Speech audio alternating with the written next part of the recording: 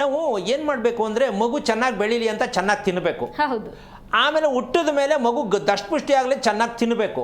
ಇದೆರಡೇ ನಾವು ತಿಳ್ಕೊಂಡಿರೋದು. ಹೌದು ಗುರುಗಳೇ. ಇದೆರಡು ತಪ್ಪೇ ಆಗಿರೋದು. ಚೆನ್ನಾಗಿ ತಿನ್ನಬೇಕು, ಯಾರೇ ಮಗು ಚೆನ್ನಾಗಾಗಬೇಕು ಅಂತ. ಹೆಂಗ್ ಚೆನ್ನಾಗುತ್ತೆ ಅಂತ ಗೊತ್ತಿವ್ರಿಗೆ? ದಪ್ಪ ಆದರೆ ಮಗು ಚೆನ್ನಾಗಿರುತ್ತೆ ಅಂತಲಾ ಅನ್ಕೊಂಡಿದ್ದೀವಿ ಗುರುಗಳೇ. ಅನ್ಕೊಂಡೇ ಅನುಭವಿಸ್ತಾ ಇರೋದು. ಅಮ್ಮ ನೀನು ಒಂದು ಕೆಲಸ ಮಾಡು, ನೀನು 8 ಗಂಟೆ ನಿದ್ದೆ ಮಾಡ್ತೀನಿ ಅಂತ ನೀನು ಕೌನ್ಸ್ಲಿಂಗಿನ ಹೆಚ್ಚಾಗಿ ರಾತ್ರಿ ಸಂತೃಪ್ತಿಯಾದ ನಿದ್ದೆ ಬರ್ತಿಲ್ಲ, ಫಸ್ಟ್ ಗಮನಿಸ್ಕೋ. ಅದಕ್ಕೆ ಕಾರಣ ಬೆಳಿಗ್ಗೆ ಸಂಜೆ ಬಾಳೆ ಎಲೆಯಲ್ಲೇ ಊಟ ಮಾಡಬೇಕು, ತಟ್ಟೆಯಲ್ಲಿ ಊಟ ಮಾಡಬೇಡ. ಅಂದರೆ 3 ಸಮಯ ತಿಂದರೆ ಸಂಜೆ 6:30ಗೆ ಊಟ ಮುಗಿಸೋದು ಪ್ರಯತ್ನ ಮಾಡು. ಚಂದ್ರನ ನೋಡಿಬಿಟ್ಟು ಒಂದು 1 ಅವರ್ ವಾಕ್ ಮಾಡು. ಬೆಳಗ್ಗೆ ಅರ್ಧ ಗಂಟೆ ವಾಕ್ ಮಾಡು. ಕರೆಕ್ಟಾಗಿ ನೀನು ಮಲಗೋದು ಟೈಮ್ ಕರೆಕ್ಟ್ ಇರಬೇಕು. ಎಷ್ಟು ಗಂಟೆಗೆ ಮಲಗ್ತೀಯ ಅಷ್ಟೇ ಗಂಟೆ ನಿದ್ದೆ ಬರಬೇಕು. ಮತ್ತು ಬೆಳಗ್ಗೆ ಎಷ್ಟೊತ್ತು ಕೇಳ್ತೀಯ ಅಷ್ಟೇ ಟೈಮ್ ಬೆಳಗ್ಗೆ ಎಚ್ಚರಿಕೆ ಆಗಬೇಕು. ಇದನ್ನು ಅಭ್ಯಾಸ ಮಾಡಿ ಕಡಿಮೆ ಅಂದರೂ 1.5-2 ವರ್ಷ ಬೇಕಾಗತ್ತೆ. ಹಂಗಂತ ಹೆದರ್ಕೋಬೇಡ, ಪ್ರಯತ್ನ ಮಾಡು. ಒಳ್ಳೆಯದಾಗಲಿ.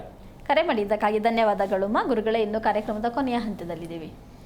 ಈಗ ನಾವು ಅರ್ಥ ಮಾಡಿಸ್ಬೇಕಾದ್ರೆ ಎಷ್ಟು ಕಷ್ಟ ಇದೆ ಸ್ವಲ್ಪ ಯೋಚನೆ ಮಾಡಿ. ಹೌದು ಗುರುಗಳೇ. ನಮಗೆ ತಲೆನೋವು, ಸಮಸ್ಯೆ, ಆ ನೋವು, ಬೆನ್ನೋವು, ಸೊಂಟ ನೋವು ಅಂತ ಹೇಳೋರಿಗೆ ಇದನ್ನು ನಮ್ಮ ದೇಹದಲ್ಲಿ ಆಗುತ್ತಿರುವ ಪ್ರತಿಯೊಂದು ನೋವು ಕೂಡ ಅದು ನಮ್ಮದೇ ತಪ್ಪಾಗಿದೆ ಅಂತ ನಾವು ಯಾವಾಗ ತಿಳ್ಕೊಳ್ಳೋದು?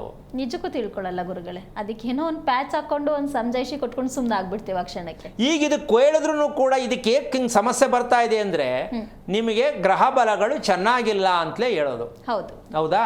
ಅಲ್ಲೂ ಸುಳ್ಳೆ ಮಾಡಿ, ತೊಂದರೆ ಇಲ್ಲ.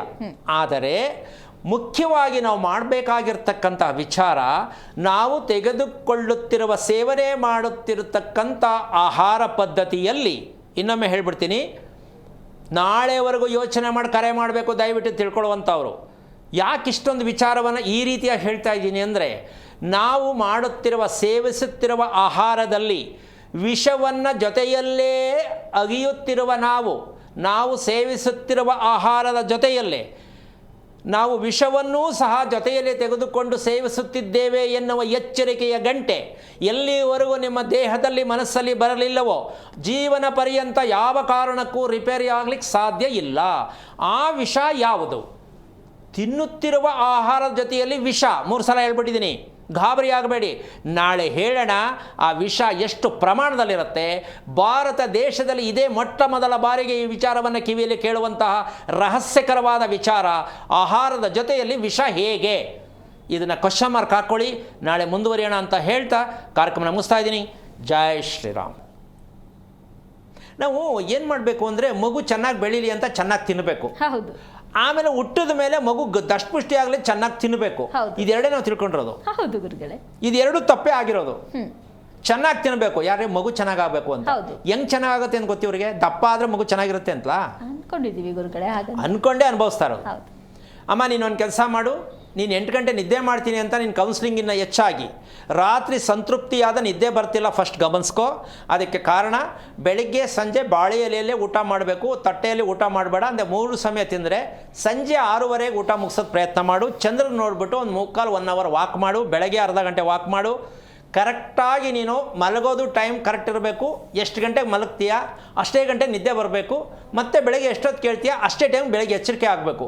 ಇದನ್ನು ಅಭ್ಯಾಸ ಮಾಡಿ ಕಡಿಮೆ ಅಂದರೂ 1.5-2 ವರ್ಷ ಬೇಕಾಗತ್ತೆ. ಹಂಗಂತ ಹೆದರ್ಕೋಬೇಡ, ಪ್ರಯತ್ನ ಮಾಡು. ಒಳ್ಳೆಯದಾಗಲಿ.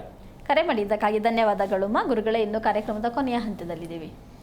ಈಗ ನಾವು ಅರ್ಥ ಮಾಡಿಸ್ಬೇಕಾದ್ರೆ ಎಷ್ಟು ಕಷ್ಟ ಇದೆ ಸ್ವಲ್ಪ ಯೋಚನೆ ಮಾಡಿ. ಹೌದು ಗುರುಗಳೇ.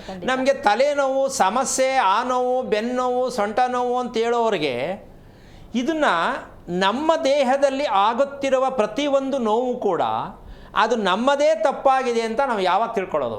ನಿಜಕ್ಕೂ ತಿಳ್ಕೊಳ್ಳಲ್ಲ ಗುರುಗಳೇ. ಅದಕ್ಕೇನೋ ಒಂದು ಪ್ಯಾಚ್ ಹಾಕೊಂಡು ಒಂದು ಸಮಜಾಯಿಷಿ ಕೊಟ್ಕೊಂಡು ಸುಮ್ಮನೆ ಆಗ್ಬಿಡ್ತೇವೆ ಆ ಕ್ಷಣಕ್ಕೆ. ಈಗ ಇದಕ್ಕೆ ಹೇಳಿದ್ರು ಕೂಡ ಇದಕ್ಕೆ ಹಿಂಗೆ ಸಮಸ್ಯೆ ಬರ್ತಾ ಇದೆ ಅಂದರೆ ನಿಮಗೆ ಗ್ರಹ ಬಲಗಳು ಚೆನ್ನಾಗಿಲ್ಲ ಅಂತಲೇ ಹೇಳೋದು. ಹೌದು. ಹೌದಾ?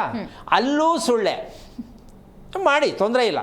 ಆದರೆ ಮುಖ್ಯವಾಗಿ ನಾವು ಮಾಡಬೇಕಾಗಿರ್ತಕ್ಕಂಥ ವಿಚಾರ, ನಾವು ತೆಗೆದುಕೊಳ್ಳುತ್ತಿರುವ ಸೇವನೆ ಮಾಡುತ್ತಿರತಕ್ಕಂಥ ಆಹಾರ ಪದ್ಧತಿಯಲ್ಲಿ, ಇನ್ನೊಮ್ಮೆ ಹೇಳ್ಬಿಡ್ತೀನಿ, ನಾಳೆವರೆಗೂ ಯೋಚನೆ ಮಾಡಿ ಕರೆ ಮಾಡಬೇಕು ದಯವಿಟ್ಟು ತಿಳ್ಕೊಳ್ಳುವಂಥವ್ರು.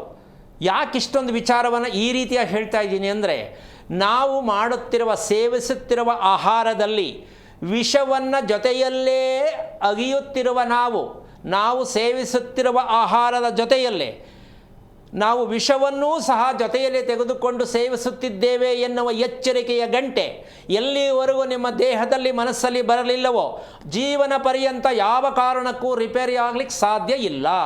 ಆ ವಿಷ ಯಾವುದು? ತಿನ್ನುತ್ತಿರುವ ಆಹಾರದ ಜೊತೆಯಲ್ಲಿ ವಿಷ. 3 ಸಲ ಹೇಳ್ಬಿಟ್ಟಿದ್ದೀನಿ, ಗಾಬರಿ ಆಗಬೇಡಿ.